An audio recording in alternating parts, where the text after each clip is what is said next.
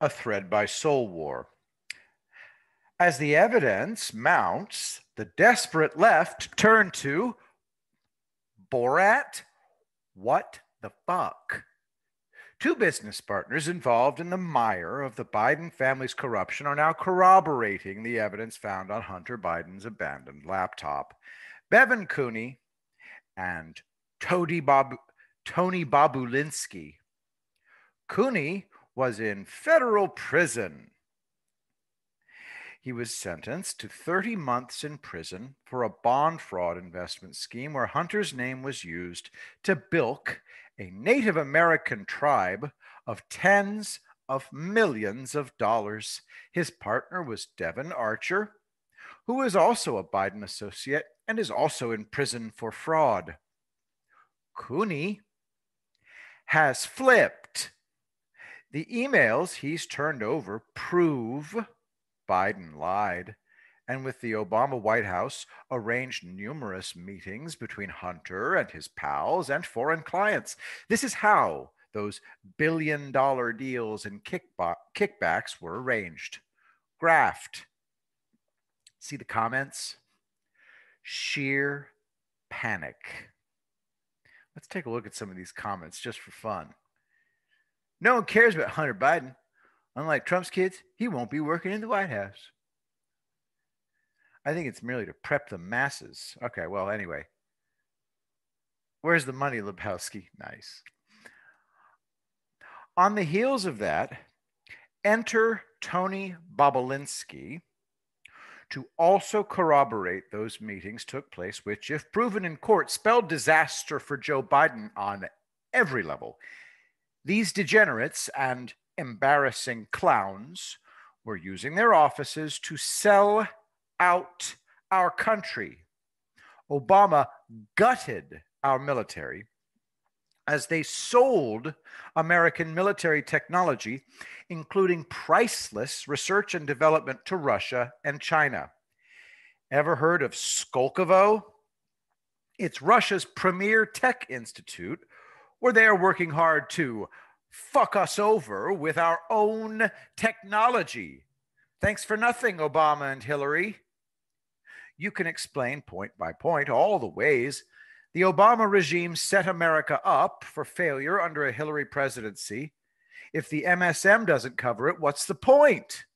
So President Trump, showman that he is going to tell the story in such a way that they'll have to cover it. We were supposed to experience the failure cascade that is currently befalling the Democrats right now. Courts, press, academia, and culture hammering us relentlessly as the jackboot of Hillary's governance stomped squarely on our weeping faces, as doomed as they are now. President Trump and his family have suffered the toxic stench of these same corruption-wallowing pigs who, while greedily stuffing themselves silly in graft, accuse him of everything they're doing, including sexual assault and pedophilia. It's all going to come out. All of it. The over-the-top graft is for the courts. That will spell specific doom for those specifically involved.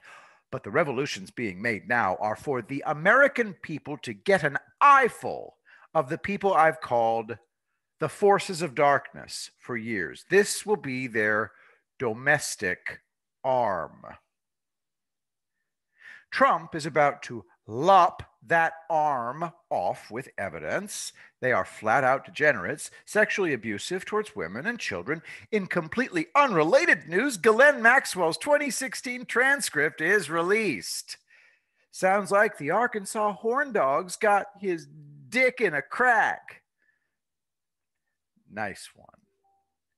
Explanations of graft are clinical, dry, boring. Lurid, true tales of powerful people abusing kids, not just dynamite, but radioactive dynamite.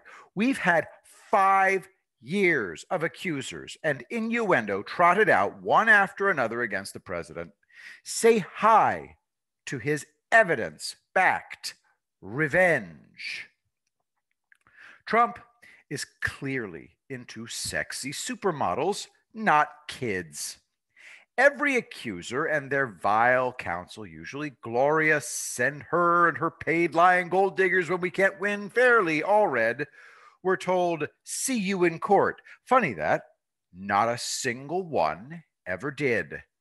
And now, as if to crown their mountain of lies and false accusations, the arbiter of Hunter's laptop from hell, Rudy Giuliani, is being accused of wrongdoing by Borat, Sacha Baron Cohen, who is a prankster who delights in punking those in power.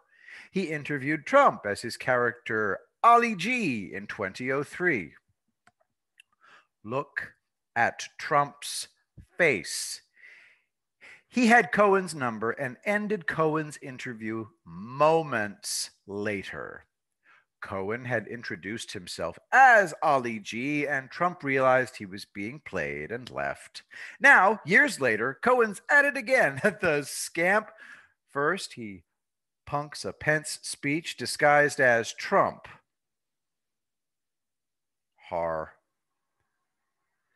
Now, just after Giuliani correctly contacts the Delaware State Police to protect underage girls and points out the FBI points out the FBI has sat on the laptop evidence for 9 months. The left's response is to roll out Borat 2. Know what? It's working. Welcome to Smear Giuliani 2.0. The hotel room incident was a prank.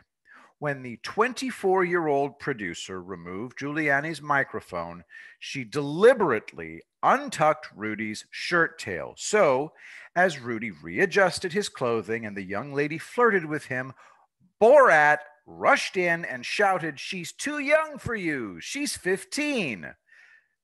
Gotcha, bitch." Okay, sure.